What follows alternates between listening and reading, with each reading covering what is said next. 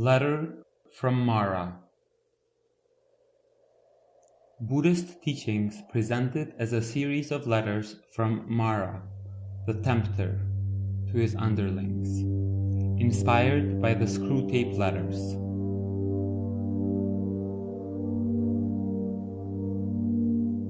From Sutta Nipata, Life of the Buddha.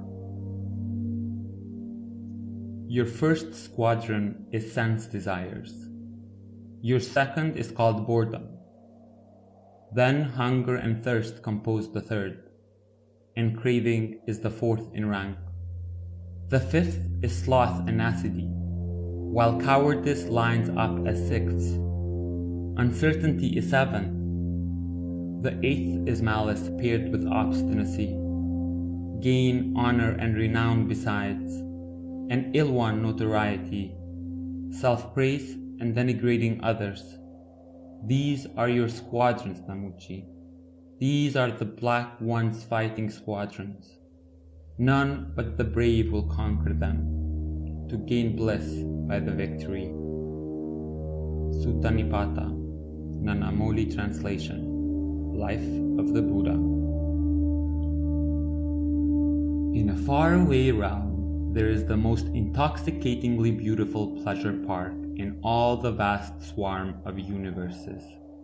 Lovely maidens and carefree youths stroll through groves of ever-flowering trees. Golden leaves, swayed by gentle breezes, tinkle with soft and lazy melodies. Gorgeous birds and enormous butterflies flutter through the shady groves. The ground slopes up gently, and in the distance, a fairy castle is visible atop a craggy peak, a marvelous structure of twisting towers and intricate parapets. Its very geometry dazzles the senses. No need to speak of the jewel-encrusted walls, the golden roofs, or the gargoyles of alabaster and jade. In the highest tower of this dazzling construction, there is a large and tastefully appointed room. An office, if you will. Behind a massive desk of rarest wood and cunning joinery, there lounges an elegant figure in a comfortable leather chair. He is tall and handsome, impeccably dressed and groomed. His style is timeless yet fashionable, his demeanor polished and suave.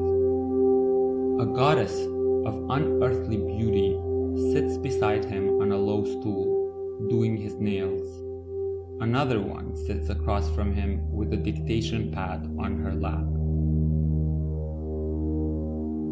The being behind the desk glances out the huge picture window with a smile of contentment. He watches the happy godlings at play with a paternal satisfaction. After a while, he turns to the lovely goddess across from him, the heavenly secretary, and speaks. "I'll want to dictate a letter in a moment, my dear. In the meantime, would you be a sweetheart and prepare a cup of coffee while I survey the state of my empire?" The manicurist gathers up her implements and exits with a smile and a wink. As his secretary glides gracefully towards the celestial coffee maker, the prince of the sense realms allows himself the pleasure of a lascivious glance before getting down to business. His now perfectly manicured hand rests upon a computer mouse, unicorn ivory with a ruby button. With a few deft maneuvers, he reprograms the view in the window. First, he checks out the various heavens within his dominion. The worlds of pleasure where gods and goddesses sport in gardens and groves. Wandering about in heavenly chariots, they travel from party to party, from festival to feast. Clothed in gorgeous raiment and bedecked with garlands and jewels, they are intoxicated with their own beauty. Heavenly musicians play constantly, and celestial nymphs of bewitching loveliness dance for eons without a pause. Of course, every now and again, one of these beings disappears. Poof, like a Christmas tree light burning out. The others seem barely to notice. The more thoughtful may pause momentarily and blink once or twice, but are soon diverted from any momentary melancholy. Ah, my children, how they do like to play. But some don't play as nicely as they might. Another flick of the mouse and the window displays beings in the animal realm. Running and chasing, hunting and devouring, mating and giving birth. Caught in traps or dying through cold or heat, briefly they pass in and out of existence. Again, the view changes. The ghost realm appears, shadowy and dark. Beings move about, moaning and wailing, misshapen beings coarse and ugly. Many have bloated bellies and tiny heads. Some are like living skeletons, others creep pathetically around refuse piles. Then the hells come into view. Realms of fire and pain. Worlds of unspeakable cruelty and horror. Beings impaled on red-hot iron stakes. Beings thrown into pits of fire and fished out again with hooks. Beings boiled in cauldrons or skewered with knives. The prince's mouth curls into a faint frown of disgust. He receives his cup of steaming coffee gracefully as a swarm of writhing beings fall into a pit full of blazing coals. The secretary says, with divine pout, "Simply awful, Mara, sweetie. I don't know why you keep that place going." A black eyebrow is raised. My goodness, as if it were my fault. Hell isn't exactly my favorite subsidiary either. I'd much rather all these wretched beings had the good sense to live properly, but they will carry on in that evil way of theirs. So what can I do about it? Heaven or hell, it's all their own doing, you know. I just, let us say, facilitate matters by helping them to see the inestimable value of a sense realm existence. Excellent coffee as usual, my dear. You're wicked. Do change the channel. With a frown, Mara flicks the mouse. The goddess laughs. Oh, the human world. So amusing, the silly little people. Mara frowns a little deeper and studies the flickering images. Crowds hurrying along a subway platform. A family mindlessly watching television. A young girl selling herself in the street. Soldiers burning a village. He sips the coffee thoughtfully. Very good. Most of this realm too is well and truly mine. On the window now, a dusty village street. Some chickens run about and here and there a mangy dog. A boy walks by leading a buffalo by rope through his nose. Some men lounge in the shade of a mango tree, smoking. But there is a small, annoying leakage. And now, around the bend, there approaches a line of robed figures, walking silently with eyes cast down. A few old women appear and reverently place lumps of sticky rice into the monks' bowls. Most annoying. Fortunately, the leak is a small one. But it does keep us busy trying to stop it. Can't have too many beings escape now, can we? Where would we be if the great samsara exhausted itself? Well, time to work. Come here and sit in my lap while I dictate a circular memo to the department heads. A letter from Mara. From His Supreme Excellency, the Mara Namuchi. To all squadron leaders. Operational area.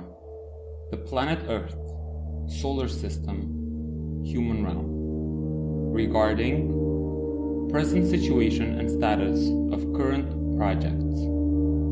Dated 26th century of current Buddha period.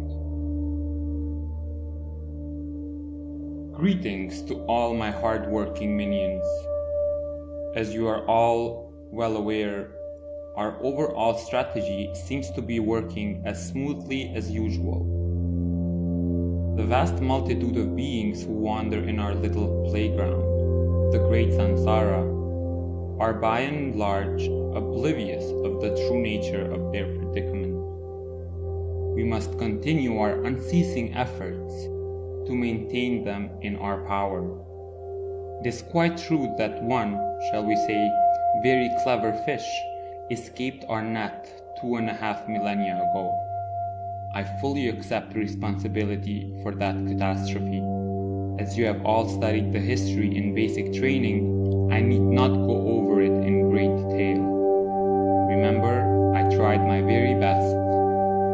Even my daughters dancing for him didn't move him. Even my terrible aspect, which sometimes frightens even myself, had no effect. Worse, after he had penetrated the true nature of our little game, I couldn't persuade him to keep it to himself, although I thought I almost had him convinced. Alas, what's done is done, and there is a small hole in our net through which beings continue to escape. Happily, all indications are the hole grows smaller with time. It is very hard for our little fishies to imagine that their true welfare lies outside the net.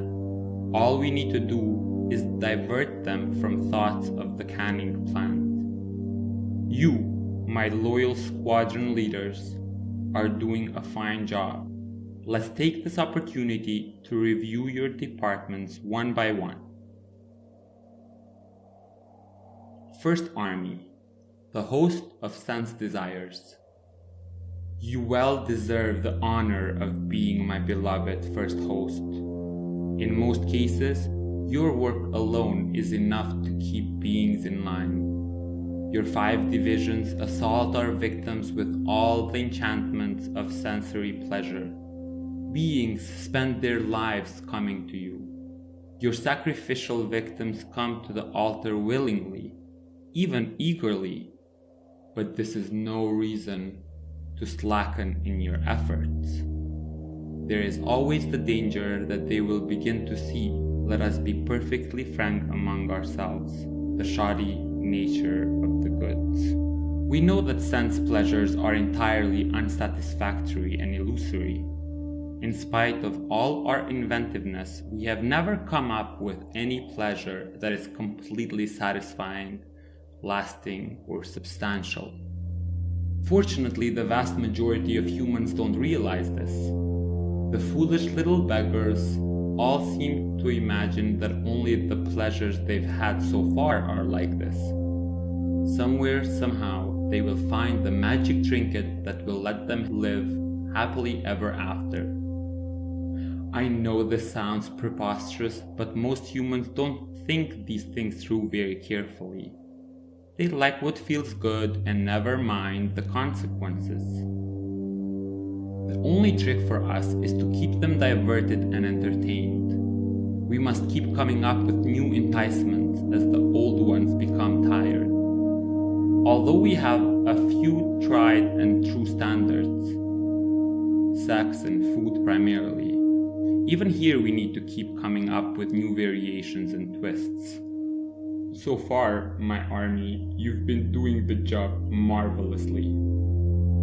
Take sex, for example. This has been our weapon of choice for about 1 billion years now. For a simple biological function, it does allow for a great deal of creative possibilities. What a wonderful swindle it all is. All the weird and wonderful variations they get themselves so frenzied about. All reduced to some tricky wiring and a simple bit of friction. In one sense, it isn't sex itself that keeps us in business, but all the peripheral things that go with it. All the expectations and preliminaries, all the accessories and emotional baggage. Fortunately, there's enough of this stuff to keep most of them going for a lifetime. and one lifetime at a time is all we need to concern ourselves with. They'll keep coming back for more of the same. Lately, I must say, we have been succeeding wonderfully in this area. Technology is such an asset. As soon as they got the daguerreotype working, they were pointing it at a naked woman, and of course now we have color photography, cinema, and video. Tantalizing images are easier and easier to come by. Recently, they've been distributing all of this stuff on the internet, so they don't even have to go anywhere to find it. Perhaps I ought to get a webpage. No, it would only be redundant. Technology itself is largely a product of sensual desire. Beings create devices to make the acquisition of sensual pleasures easier, or to avoid the occurrence of sensory discomfort. This drives their whole economy and keeps them busy all their brief lives. They want, indeed they imagine, they need a car, a stereo, a computer, and then a new car, a new stereo. We must keep them in a state of desire for all these devices. The more they work, the less time they will have for reflection. The teachings of our great adversary are the only serious obstacle to this project. He has pointed out to them again and again the dangers inherent in sensual desire. However, we have, over the centuries, succeeded so well in muddling up this truth with various bogus teachings that it is becoming harder and harder for them to find the real Dharma. There are plenty of so-called teachers among them who are willing to speak our line in his name, not merely soft-pedaling the idea of renunciation, but proudly announcing that the passions themselves are enlightenment. Of course, there are plenty of fish who like the taste of that bait. If they do start to reflect, or worse, to practice renunciation and meditation, then we mustn't give up. They are then getting dangerously close to finding a way out of our power.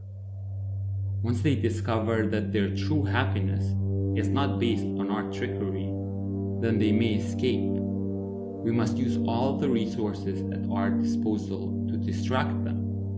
Although they may be sitting quietly, their minds are still easily distracted for a long time. Fantasy is a great thing, especially as the mind, with a bit of concentration, can powerfully visualize and hold an object, even an unwholesome object. The thing we must not let them do is to contemplate the real nature of the body.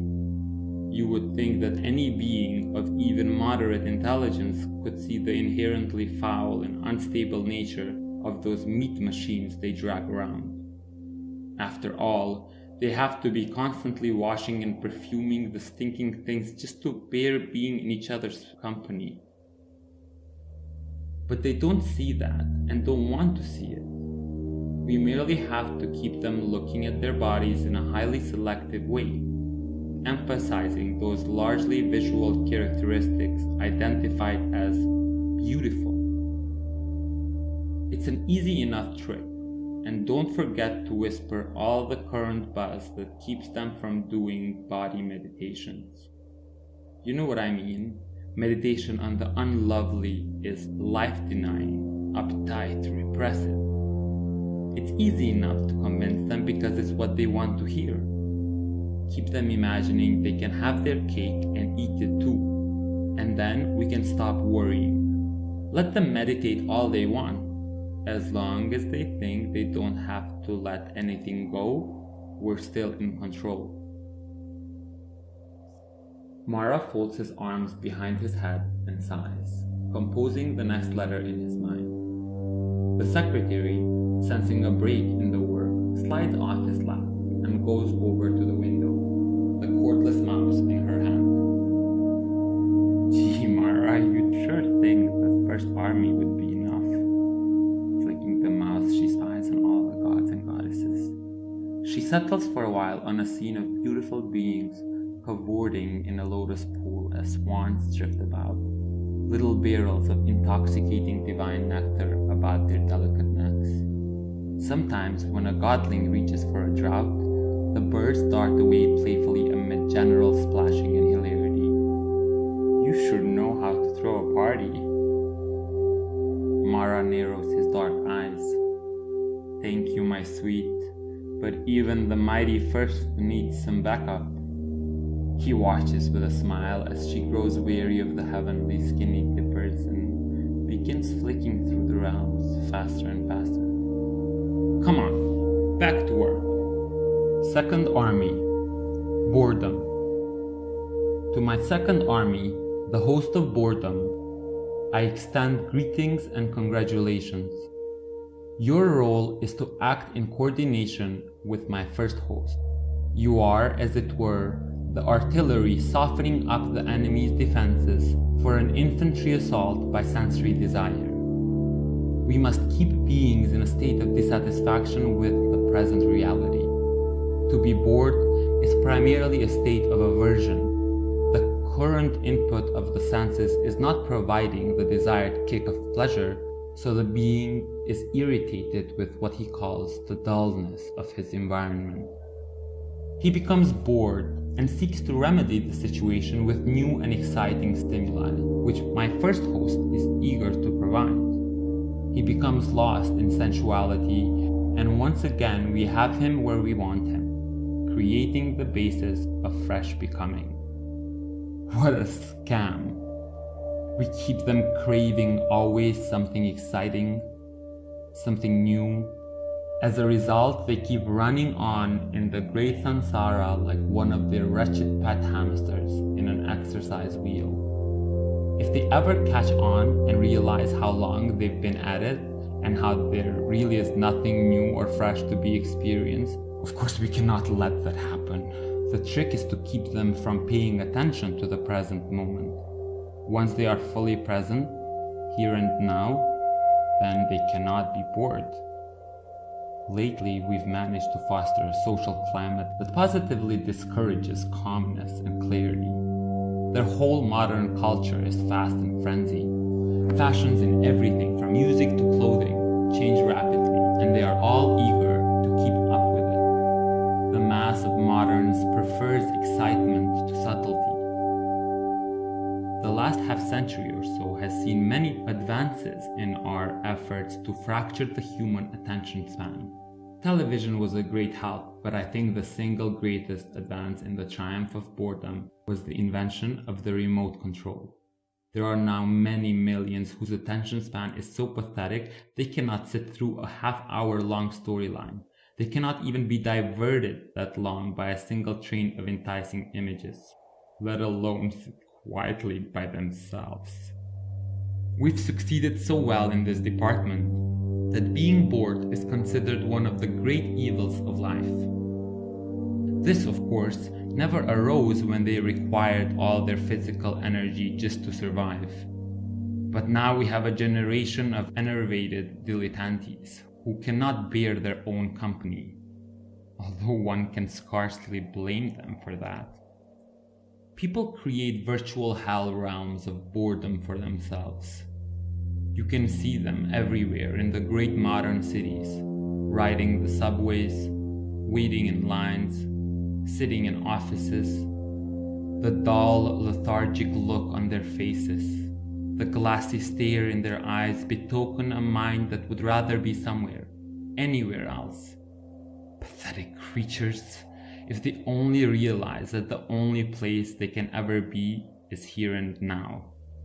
Boredom is based on what our great adversary called Vivada Tanha, the craving for non-being in the vernacular. They find their current state of existence unbearable, chiefly because of their own mental state, and they wish to blot it out. In the purest form, this leads to suicide and a consequent lower rebirth. In a milder form, it leads to the petty annihilations of drink, drugs, sleep, or mindless entertainment. As long as we keep them trapped into these two strategies of sensuality and lethargy, they will remain in our power. Should they stray close to the true escape, which of course lies in the middle, then we must redouble our efforts. Whisper in their ears. Don't let them be still. Tell them again and again the good old lies. This is really boring. Get out and enjoy life. I'm thirsty, Mara. Can we take a soma break? The secretary pouts. All beings are sustained by nutriment. She pours herself a shining cup of sublime nectar from a crystal decanter. What's that, honey? Nothing. Just something I read in a book a long time ago. You're so intellectual, she coos, climbing back into his lap and turning the page in her memo pad. Third Army, hunger and thirst.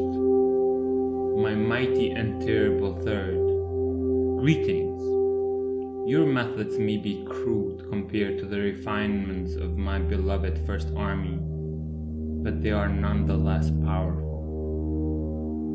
The cravings you engender are even more primeval than those of sex. Sex, after all, they only imagine they cannot live without. Food and drink they really do need to sustain the physical organism. I will always remember that it was you, the minions of hunger, that lured the race now called human into my clutches in the first place. How long ago was it? A couple or 3 billion of their quick years? I remember it as if it were yesterday. The great earth was formless and void, and the beings that dwelt therein were glorious, self-luminous, and fed on hyonic bliss. Bah! Not much we could do with them, a tedious state of affairs. So we caused the seas to develop a nutritious foam, and then some of them became just a wee bit curious. Patiently and slyly we whispered in their godlike ears for many a millennium. Tasty. One by one they dipped a fingertip and delicately licked. One by one they began absorbing the coarse physical stuff, and their own forms coarsened. Gradually, imperceptibly, they took on coarser and coarser forms and required more and grosser food. Now we have the fools lining up for greasy burgers. Of course, the purely physiological response of an empty belly is not our real weapon. It's the imaginary hunger, the greed for tastes, the lust for savors. They can become quite obsessed with food, and the obsession can take many amusing forms. The gourmet who spends a small fortune on exotic dishes, the health nut who makes a fetish of diet, the glutton who overloads his system with calories, and the anorexic who starves herself with a pathological vanity, all are in a state of delusion that exaggerates the importance of what is when all is said and done, merely fuel for the organism. Very important also is the lack of fortitude in bearing with the bodily sensations. Beings want always to be satisfied. Never let them suspect that that is precisely the one thing that is quite beyond our power to provide. Nevertheless, the cruder forms of hunger, the real need for food, serves our purposes as well. Driven by the need to sustain their bodies, they perform actions in the world, working on farms and factories, and action is karma, and karma drives sense sphere becoming. You know this very well. Our great adversary understood the dangers of the Third Army. As always, in his maddeningly direct way, he taught a middle path through the swamp. He himself tried extreme fasting, which often serves our ends quite as well as gluttony, and rejected it as a method. His rule for the monks stipulates moderation in eating and a limited form of fasting, abstaining from food for half of each day. Nevertheless, you, the army of hunger, are one of my chief weapons against the monks in their efforts to escape. Often we can bedevil their minds and dreams with images of delicious food. Always remember with celibates that food is their chief outlet for sensuality. With the monks of orders outside his dispensation, who do not keep the rules of Vinaya, we have often had great success in this area, creating many a jolly friar tuck. The main thing to remember is to prevent them from eating mindfully. If a human keeps her wits about her and eats with awareness, contemplating the sensations and feeling aroused, then she can learn a lot. This is very dangerous for us. Fortunately, this is a difficult exercise, and we all know how little they like difficult exercises. Surveying the state of the world today, it seems you are succeeding splendidly. Half the world is starving and the other half obese. In both cases, they are obsessed with food. Keep them that way and they will not turn their thoughts to things beyond our realm. Mara swivels around in his chair, musing. He looks around at his well-appointed office, his beautiful secretary, his well-groomed fingernails. How glad he is to be Mara. Fourth Army, Craving. To my busy legions of the Fourth Army, greetings and congratulations. This army has three divisions: the division of sensual desire, the division of being, and the division of non-being. Since the first division, Fourth Army duplicates the work of the great First Army, I'm enclosing a copy of the notes I sent to them. The secretary asks, shouldn't we do something about that redundancy? Why? This organization is the last in the universe that will have to consider downsizing. Now don't interrupt me again. Where was I? Oh yes. The second division, those which promote the craving to be, has a vital role to play. Beings exist because of your work. The technical details of this process have been explained by our adversary in his dependent origination, and grudgingly we must admit the accuracy and clarity of the exposition. We needn't go into the details here. Those of you who are so inclined can consult the relevant literature. Let us merely consider the idea from the practical angle. The beings in our power exist because they want to.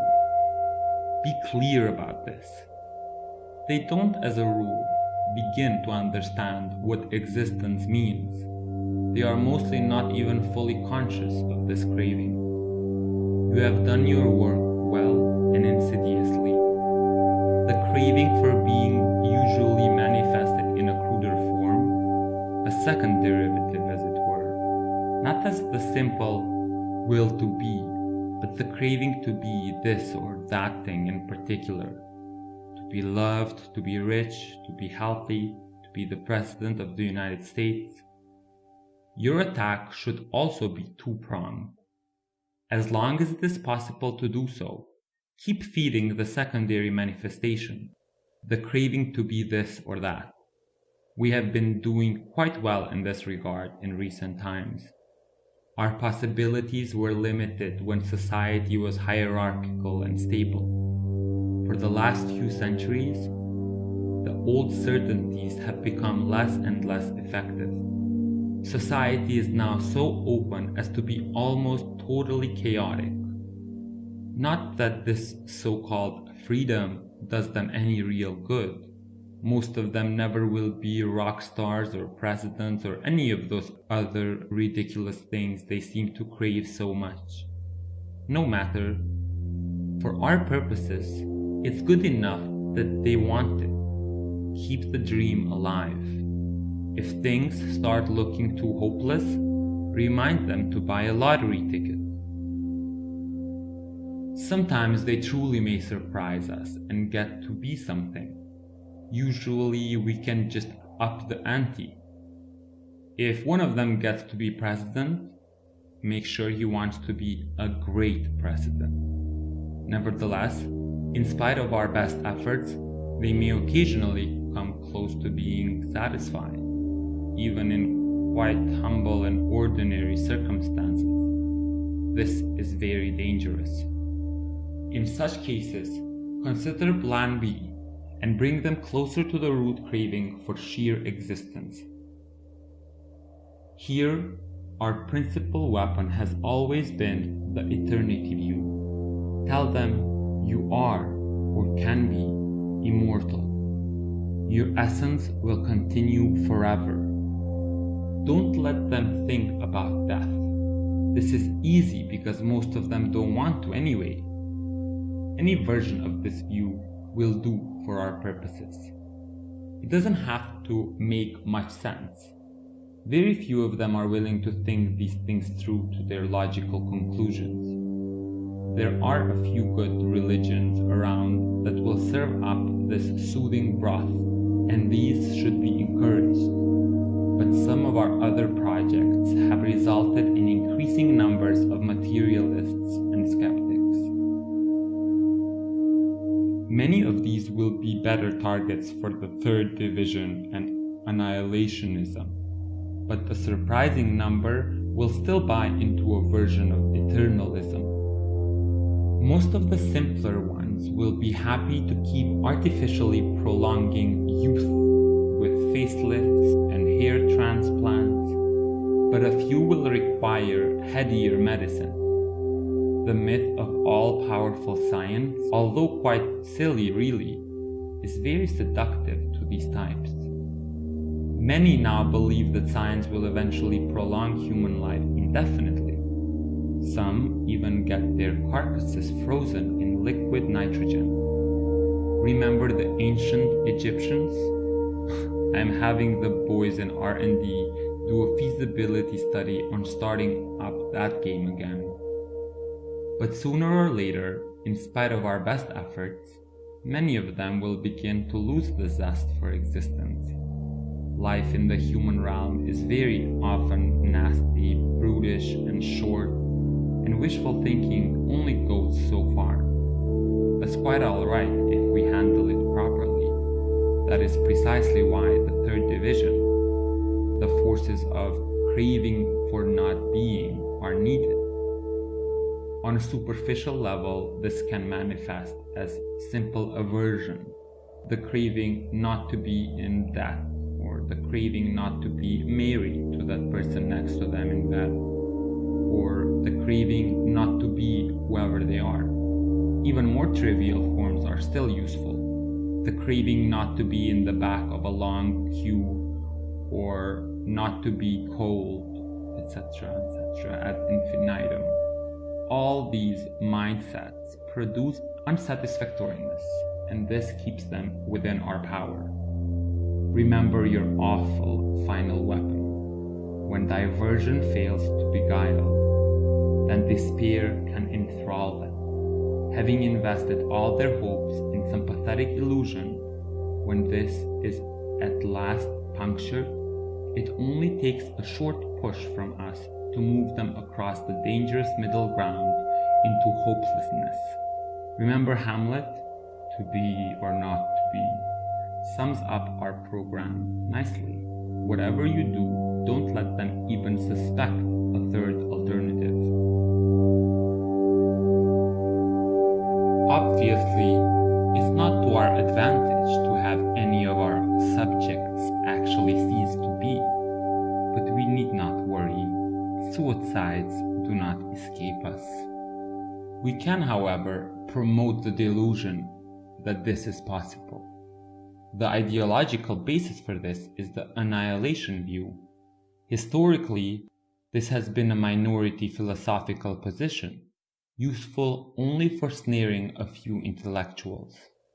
However, we've had a great success in the last 300 or 400 years in popularizing this doctrine. Some of you were skeptical when I launched Project Descartes, but I think the results have proven my foresight. The scientists amongst them who work with issues related to mind and consciousness, neurologists, cognitive psychologists, are absolutely blinkered by the concept that mind is an emergent property of the brain. They have no proof at all of this.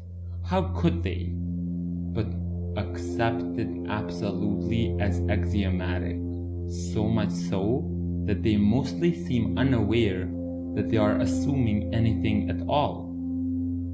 This attitude is starting to percolate down to the masses. The annihilation view underpins many modern trends: materialism, consumerism, secularism, science, anti-clericalism. We have gotten many millions believing that their bodies and minds are nothing more than meat machines. This facilitates a breakdown in morality. Given the materialist worldview, there is nothing to stop them from abortion, euthanasia, suicide, of course, or even genocide. If they do take the final step and destroy themselves, well, it's unfortunate, I suppose, but it does make work for the crew downstairs.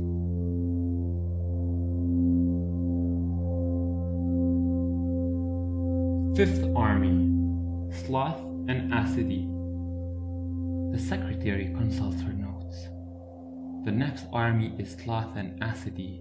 Mara, what's Acidi? You could look it up. Why bother? Greetings to the dull grey heavy hordes of Sloth and Acidi. Aside. Acidi, an old spelling of acidia, a pathological mental or spiritual torpor. Thanks, sweetie. I hope you don't take this the wrong way, but keep up the good work. It may seem as if your power is slipping. People have been working longer and longer hours ever since the Industrial Revolution. But you and I know that the real spiritual laziness is more prevalent than ever before. The quick fix, the instant salvation, is all they are interested in.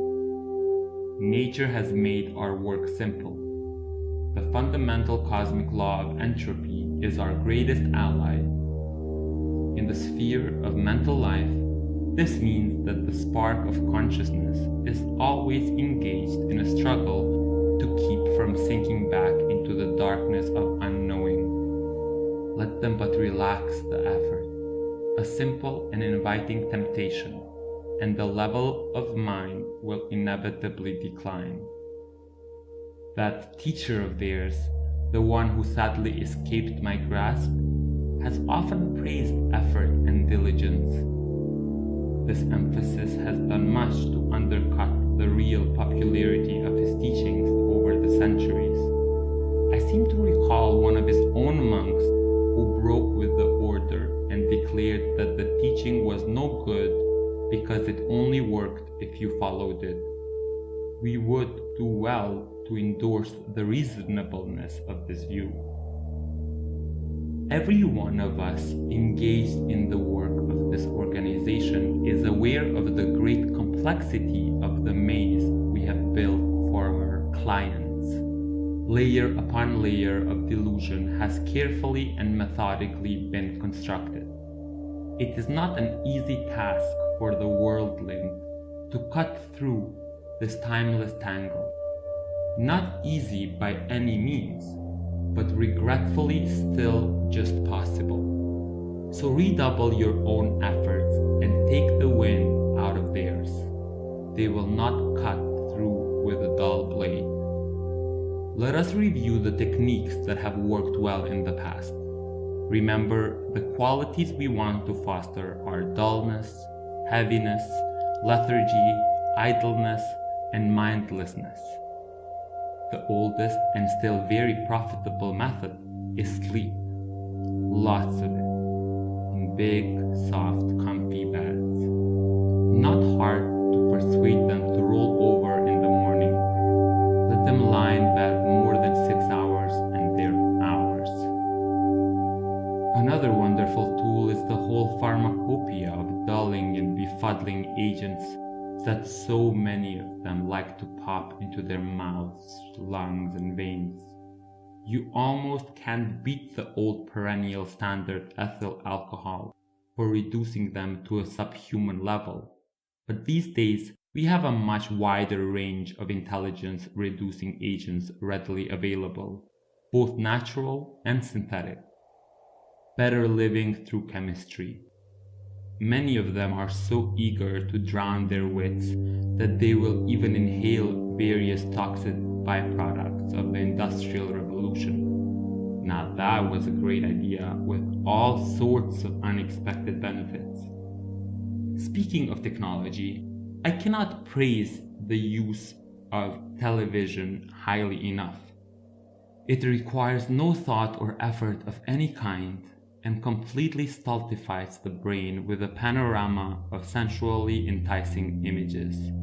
Some of you were skeptical when I began Project Vidiot, even citing possible undesirable educational and cultural side effects. But now that we have whole generations weaned on the tube, we can all see that the results have more than vindicated my enthusiasm. That's why you make the big bucks, Mara. Don't interrupt when I'm bragging. Now where was I? Don't neglect the simpler dodges either. Procrastination is a wonderful vice. They can diddle away several lifetimes if properly guided. Overeating is an effective measure. The full belly makes for a dull mind. Bad posture, soft furniture, lack of exercise are all to be encouraged. Perhaps most fundamental of all is the fostering of an attitude of hopelessness. Let them think that the spiritual life is too hard for the ordinary person, the goal too far away, the effort too daunting. A sense of dull grey ennui is a miasma that chokes the spirit of contemporary humanity and keeps them in our sway. When economic times are good, they are befuddled with empty luxuries. When times are bad, they descend into the pit of despair and turn on each other with petty nastiness. Underlying all the cycles is the spirit of hollowness and futility that is our greatest contribution to the modern age.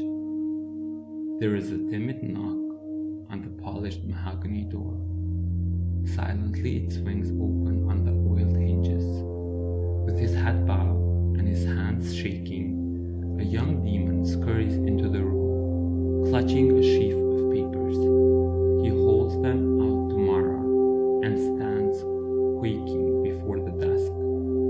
With a brusque gesture, Mara snatches the papers and raffles through them.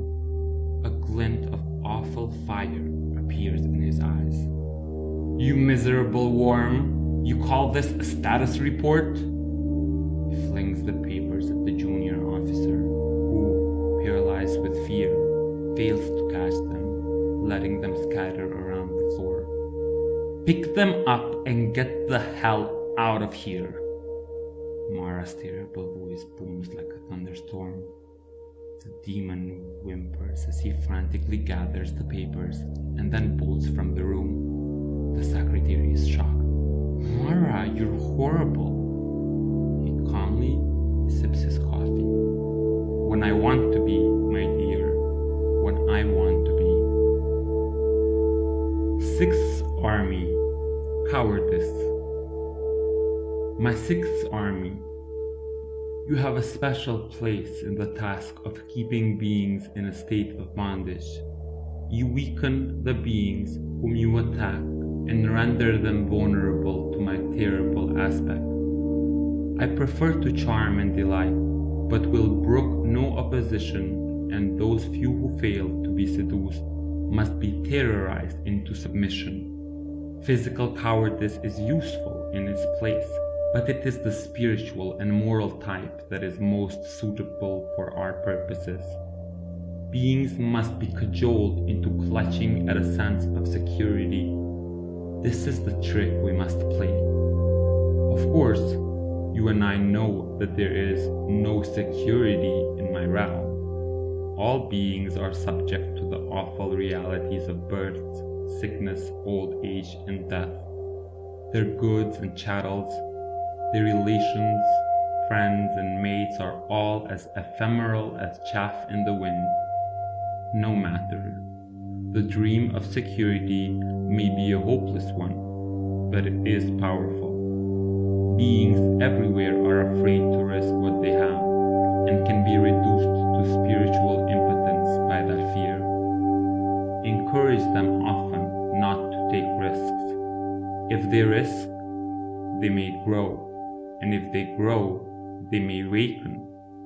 Teach them to cling to the flimsy raft of their life until it is washed over the cataract. They may be kept in the state of fear for countless cycles of birth and death. Their folk wisdom has it that a coward dies many times, a brave man but once.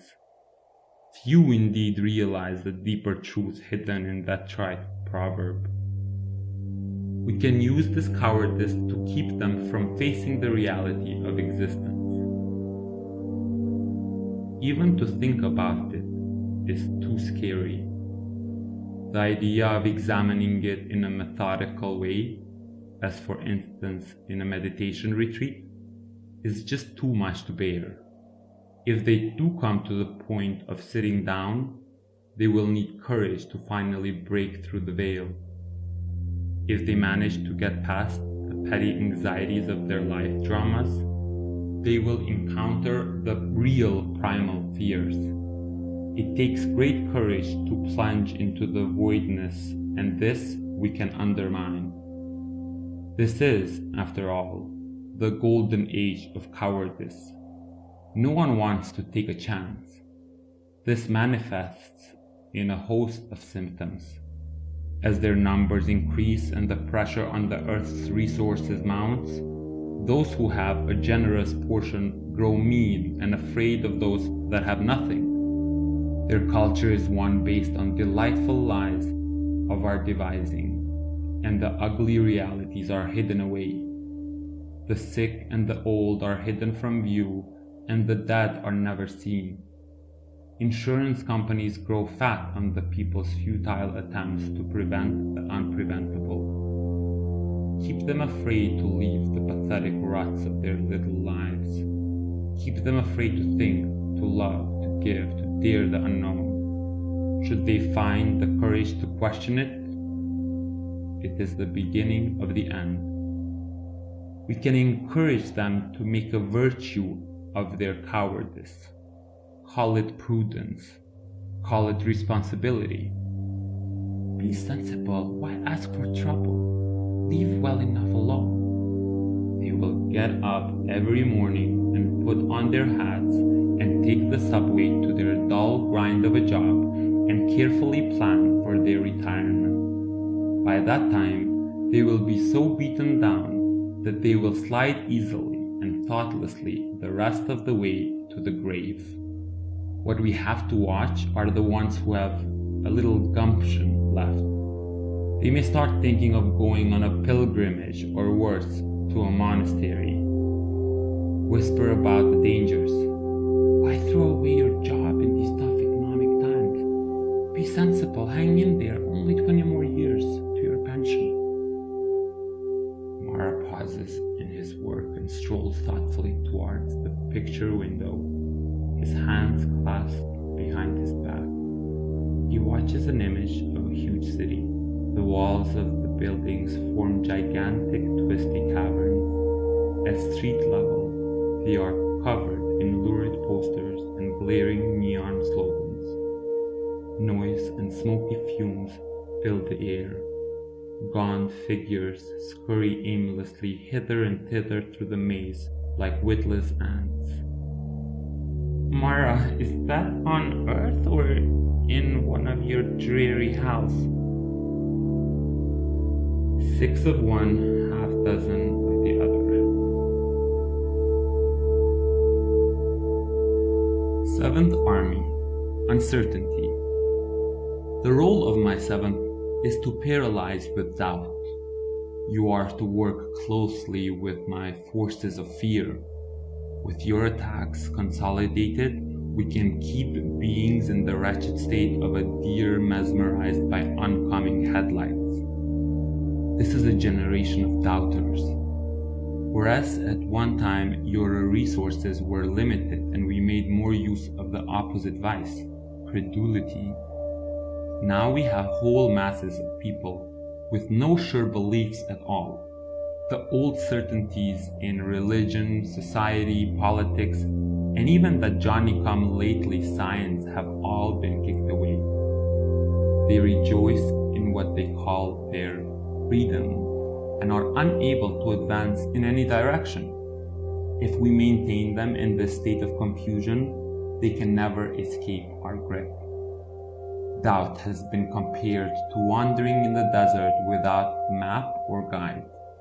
This comparison is very apt, although I am loath to admit it, considering the source. When beings have no faith, there is no basis for morality, and they will fall into all manner of delicious and loathsome vices.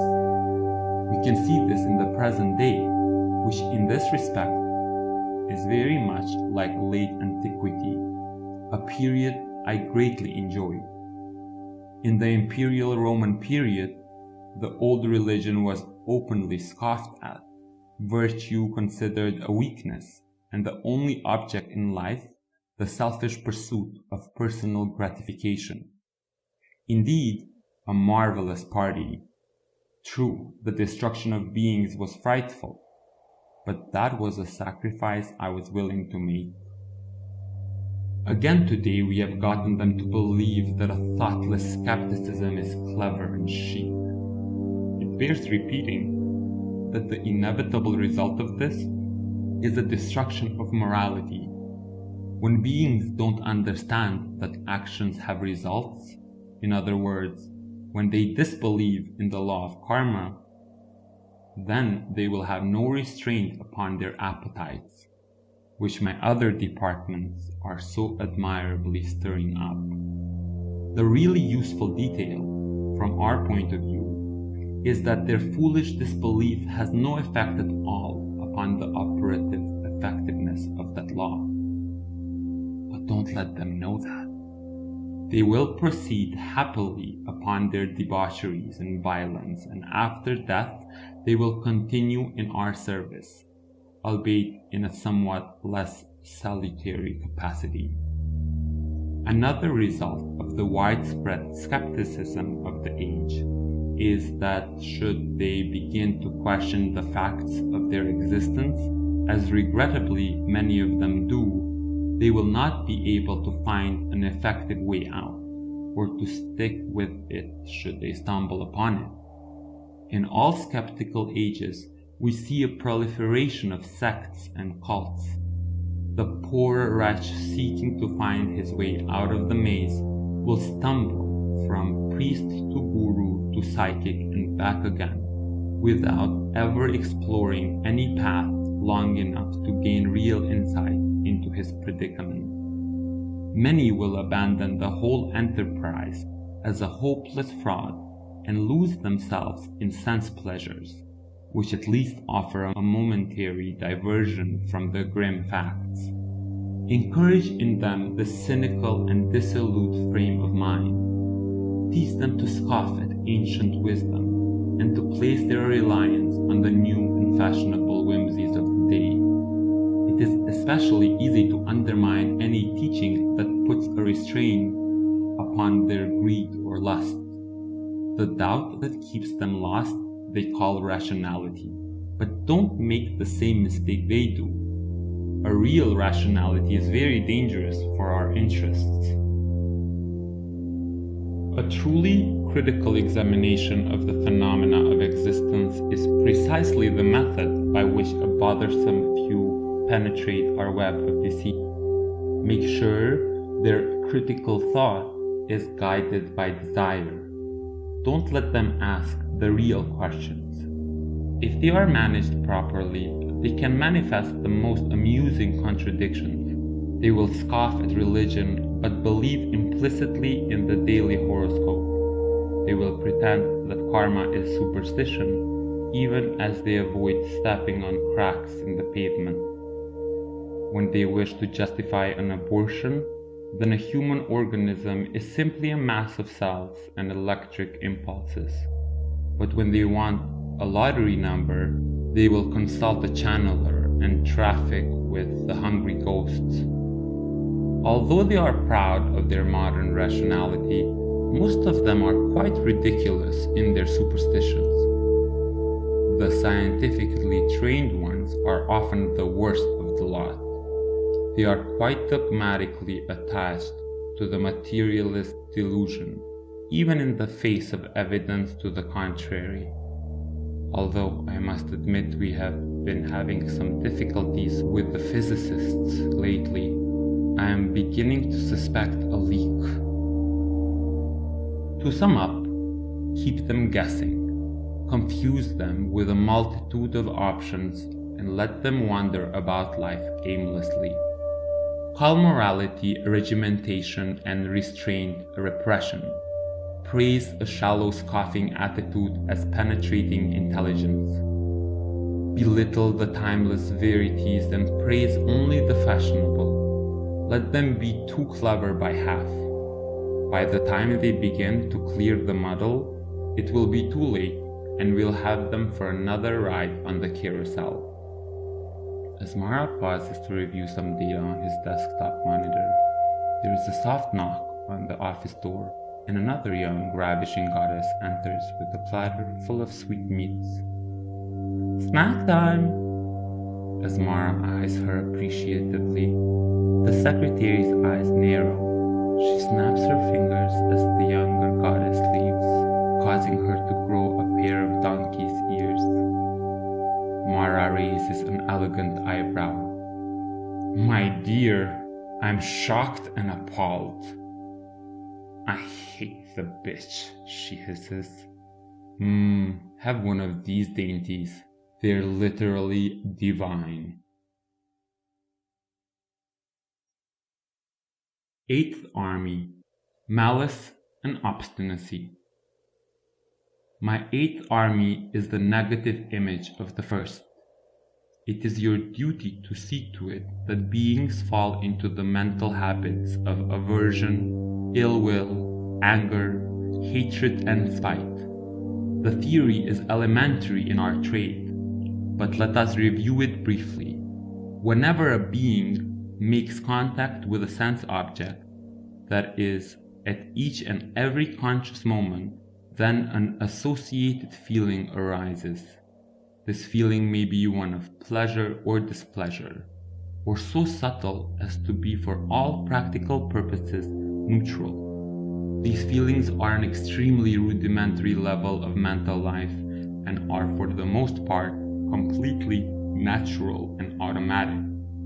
The simplest beings could not maintain existence without a liking for good-tasting food, a disliking for harmful conditions. These basic feelings are not of our doing. We can, however, use them to lure beings on to the next step. In the case of happy feelings, the job is well left to the able administrations of the 1st Army. It is your job to develop mental proliferation around the unhappy feelings. If the being in question is not mindfully aware of his own mental processes, and a few of them are even marginally aware, then we can turn the simple unpleasant feeling into a whole complex of aversion and resentment. The raw feeling is a momentary thing of little significance, in and of itself. But oh, what fun we can have with it. It is of course true that by developing these negative proliferations, beings are adding completely unnecessary suffering to whatever unavoidable physical unpleasantness they may be enduring. This is their problem, not ours. We have a job to do. A being engrossed in unhappiness or anger is unable to see things clearly. They cannot see their true situation, and they cannot begin to work out the escape. There are many tricks we can use to encourage them in their delusions. One of the most amusing is righteous anger. Feed the negative mental proliferation by justifying it. He hurt me, he robbed me, he threw me down and beat me. This has the added twist of building up the ego image. We have made some excellent progress in this area lately. Their popular psychology now praises the empowering aspect of such anger. Let it remain our little secret, just who is empowered by this method. A related syndrome is to encourage a victimized feeling. Poor me is a marvelous way to entrench the concept me. All types of ill will work by causing the being to understand the universe in reference to her own arbitrary ego position. They cannot begin to see clearly so long as they operate from such an assumption. We have a wide spectrum of emotions to work with. There is the very mild and temporary flicker of aversion towards the driver ahead of you on the highway, who is taking too long to make a left turn. There is the smoldering resentment towards the inconsiderate boss at work. There is the bitter, lifelong ethnic hatred that can inflame whole nations. All of these are grist for our mill. All of these are manifestations of the same thing. They can even be made to feel ill will towards inanimate objects, particularly their own creations. Nothing is more amusing than to see a human work himself into a frenzy of anger directed at some malfunctioning machinery. The senselessness of it hardly deters them at all. Obstinacy is the pig-headed refusal to change. This is a tendency many of them have to continue, throwing good money after bad, in a manner of speaking. Once having invested some emotional energy in a grudge, it seems a defeat to let it go. Somewhat like admitting how foolish they've been all along, and that would never do. Our position in this department is quite sound.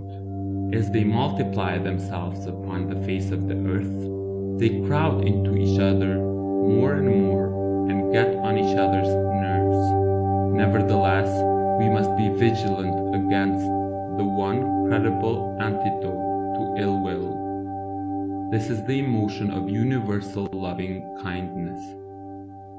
You shudder at the name, my minions, but name it I must. In the old Pali, it is metta.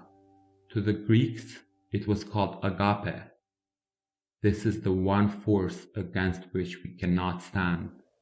So stop it before it is cultivated. Discredit it as weakness. This is becoming easy as compassion is losing its stand amongst them. It has become quite unfashionable to pity the poor, for example. Little do they know that it requires real courage of spirit to practice universal goodwill. Luckily for us, few of them possess the requisite mettle. Should any of them begin to practice mental culture, as for example by meditating, then it is time to redouble our efforts, because here is one that might get away. I have touched upon this issue in my notes to some of the other armies, but in your specialty, you have many opportunities to attack the meditator. Attack him through the body. It is inevitable that the effort to remain motionless will cause the squirmy little beggars some discomfort. It takes only a little prodding from us to turn this into aggravation or self-pity. The nuances are endless. It can take them a very long time to realize that whereas the bodily aspect of pain is inevitable, this mental self-torment is entirely superfluous. We can also encourage resentments against the teacher, the practice, the food, the weather, and numerous other external factors. They can wallow in these petty miseries for hours and hours. Let's not let any of them get away. The secretary again fiddles with the remote control, and the picture window fades into a view of a darkly handsome singer wheeling into a microphone as he does a loose-hipped dance. The near hysterical roar of the crowd is plainly audible behind the plaintive songs. Oh, I just love Elvis. Mara gets the mouse and gives it the merest flick. The famous performer is seen some years later, bloated and pesty-faced. He fumbles shakily in a bedside drawer, searching amongst the unsorted rubbish for his barbiturates. Ninth Army. Honor, renown, and notoriety. It is hard to understand, from a rational point of view, why humans crave fame. It seems to destroy so many of the most gifted amongst them. The pathological inflation of the ego illusion becomes too much for the merely mortal shell, and yet crave it they do. The prudent may say that the wise man seeks no notoriety, but their counsel is drowned by the crowd singing, "There's no thrill that'll get ya." We should be clear as to the psychological basis of this syndrome. The ego illusion is very dear to them. Nevertheless, since it is in reality a mere phantasm, it is in fact quite hard to maintain and generally requires a tremendous investment of energy that, needless to say, is not available for anything useful. If this insubstantial ego can be pumped up with external sources of energy, as the adulation of the crowd, then it can be experienced as a net gain. Of course, it is still illusory and very dangerous to the individual, but it is very intoxicating. Our resources in this department have been quite limited until quite recently. In antiquity, fame generally meant being well known amongst the inhabitants of one's own city-state, although we could do a bit better with the occasional emperor or whatnot. Now, however, the stakes are much higher. With the invention of technology to transmit images from place to place, it has become possible for one individual's features to be globally recognizable. Together with the technological possibility, there has risen a powerful cult of celebrity. The masses seek to improve their dreary existence by living vicariously through their idols. This is a marvelous system of mutual self-destruction. The common TV addicts are able to escape having a real life of their own, instead remaining trapped in an ersatz astral plane of existence, futile and pathetic, but well suited to our purposes. And in the not so long term, they end by turning on and devouring the former objects of their worship. We win both ways. Of course, this level of fame is necessarily restricted to the few, but we still have the older antique type of fame that can ensnare many more. This is the desire, which can be inflated to a positive obsession, to be well known and well regarded in one's own petty sphere. This is a simple way of stoking the fires of ego. As long as they are concerned about their reputations at work, amongst their friends and associates, when they are still trapped in the idea of themselves as real entities. When Joe hears that everyone says, Joe is the best diesel mechanic in the plant, then Joe is reassured of the reality of the concept, Joe, the diesel mechanic. It works just as well if everyone says, Joe is the sloppiest excuse for a mechanic we've ever seen. Generally, they define themselves according to the way in which others see them. This is the persona, the public mask. Becoming obsessed with putting on a good front, they can eventually fool themselves and lose track of who they really are.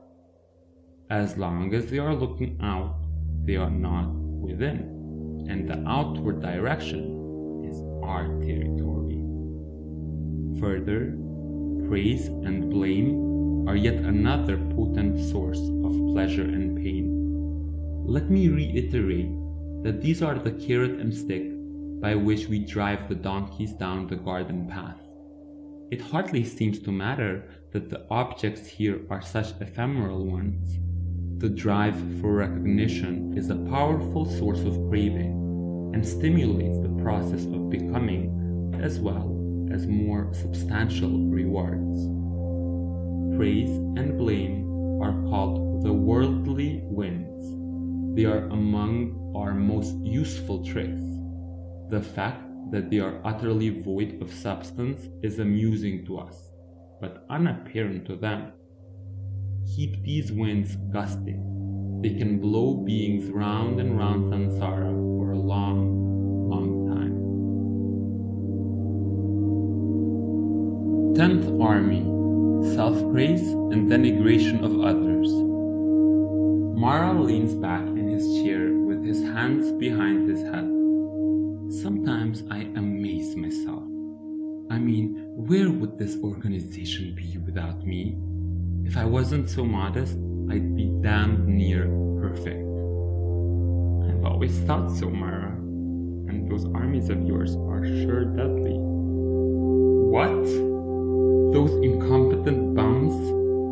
If I didn't play the nursemaid over them constantly, they'd be fouling things up all over the universe.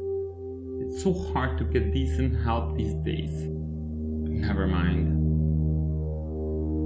To my bold and powerful 10th, greetings. Your task is crucial, but fortunately for us, it is also easy. Generally, humans have a most unreasonable attitude of taking themselves quite seriously. They seem quite unable to mentally disengage from the ego perspective. One way to reinforce this primary cognitive illusion is to foster an attitude of self-praise. Let them think of themselves as truly wonderful and righteous. Fill them up with pride. This is the task of the 1st Division of the 10th Army. Self-praise fuels all the defilements. It's as a masterwork of delusion. They look into the mirror with rose-colored glasses.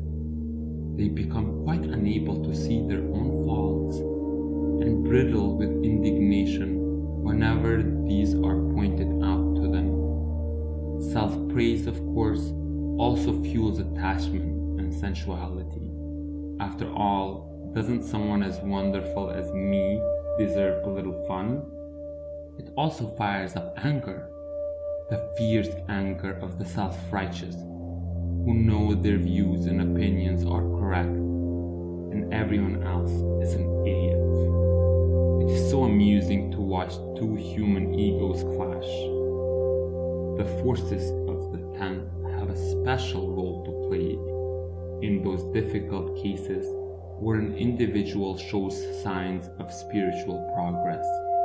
If they begin to free themselves from the coarser snares of my other armies, we can often use their own victories against them by encouraging a spiritual pride and arrogance. Whisper in their ear about what wonderful spiritual beings they are. Look at me, the great holy man. This is a trap that has caught many fish. accuracy of their grandiose opinions. They are capable of the most ludicrous self-delusion concerning their own merits. Very few of them, after all, ever develop a knack for introspection, and even fewer are truly capable of self-criticism. However, you should be aware that there will also be a large number of them that have a very negative self-image. If handled properly, this should cause no concern. Negative or positive, a self-image is a self-image, and it is the fundamental perceptual hallucination of a self-perspective that keeps them in bondage. Both the positive and the negative versions suit our purposes quite well. If you cannot convince them that they are wonderful, then encourage them to kick themselves for being such losers. Remember that there are three kinds of conceit.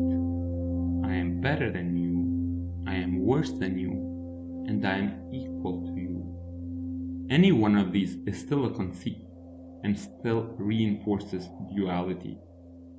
In fact, there are signs that in the modern culture the negative form has become predominant. A great many humans don't like themselves very much. Not that I can really blame them. This is a complicated phenomenon, but is ultimately rooted in the rise of materialism. When a human being denies the fundamental spiritual level of being, then life becomes quite hollow. Don't let them guess that this is the problem. Encourage them instead in the opinion that they are, as individuals, inadequate. The postmodern environment is quite promising for this tendency. Since the Industrial Revolution, they have been seeking to create a materialist paradise with their machines, and now their own inventions are rendering them redundant by the million. The second division of the 10th Army has the job of promoting the denigration of others. This is the complement of self-praise. Many are the beings who will seek to puff themselves up by pulling others down. They don't care that this is an illogical practice. Never mind that it always makes matters worse. They still do it. It is far easier to criticize someone else's defilements than to work on your own. You have many weapons and tactics: scolding, gossip, judgment, and so forth. You are a primary vehicle for the stirring up of ill will and conflict. It has often been noted that the defects people are most ready to criticize are precisely the ones they themselves are infected with. It is really quite amusing to watch, but they almost never see it when they are caught up in it. All forms of denigration of others are based on a delusion of self-righteousness. Gossip is a popular form of this vice. Everyone loves a scandal, and never mind whether it's really true so long as it's juicy. How righteous they feel as they cluck over someone else's peccadillos. This is a petty vice that you can stir up anywhere humans gather: school, work, clubs, families. We have found by long experience that this is a great corrupter of monasteries and other spiritual communities. But don't forget the nastier forms of criticism. Vicious personal attacks can ruin a person's life. But even more destructive is the form called prejudice, where the hostility is based on non-personal criteria, like language or skin color. As absurd as it may sound to a rational being, humans can get so worked up over these stupidities that whole nations can be plunged into the chaos of war. War, of course, is an activity to be encouraged, as it is a great devourer of all spiritual values. Subtler and profounder than all the other damage it does, though, fundamental fact that so long as one is looking for faults outside, then one is not looking within. And that is the one thing we must never, ever let them do. Signed it, Mara, the Lord of Birth and Death, the Devourer of Beings, and the Spinner of the Wheel, etc., etc., and so forth. Send one copy to each of my army chiefs and one to my attorney. The secretary leaves now with a giggle and a wink. Mara closes the day's business by quickly surveying his far-flung empire. He watches the screen and scans the cosmos, observing beings as they pass in and out of existence. The moral he watches die and reappear in heaven. The immoral drop to hell. From hell and heaven, beings finish their time and reappear on earth. Round and round in fruitless circles, they go blasted by the winds of desire. Winds fanned by Mara's effort through the ages. But there, on the screen, in a small bamboo hut, an old woman lies down to die. She is wearing robes and her head is shaved.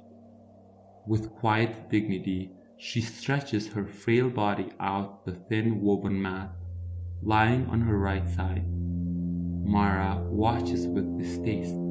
He knows and fears what is coming, but cannot look away. It is as painful and as compulsive as probing a rotten tooth with your tongue. The nun quietly and peacefully expires, and the screen flickers. The automatic software searches quickly through all the realms of existence and comes back with a dreaded error message. Being not found. Bah! Fortunately, we don't lose many that way. Mara doesn't allow himself to speculate too long on the whereabouts of the old nun. The idea is vaguely disturbing. He continues to review the many, many more manageable cases that remain within his jurisdiction. Round and round they go, up and down the big Ferris wheel. So Mara has been busily at work for millennia. But Mara too is caught in his own web. As he relaxes now, with the day's tasks done, he pulls a comb from his vest pocket. The elegant demon god combs his shiny black hair reflectively, vanity of course being one of his vices. After a few minutes, he glances at the platinum and tiger bone comb, and his eyes narrow. His breath stops, and he gets a sick feeling in the pit of his stomach. Among the black is one gray hair. The end. Hope you have enjoyed this reading by Dran Hoti. Recorded at Stanford University on the 9th of June 2018.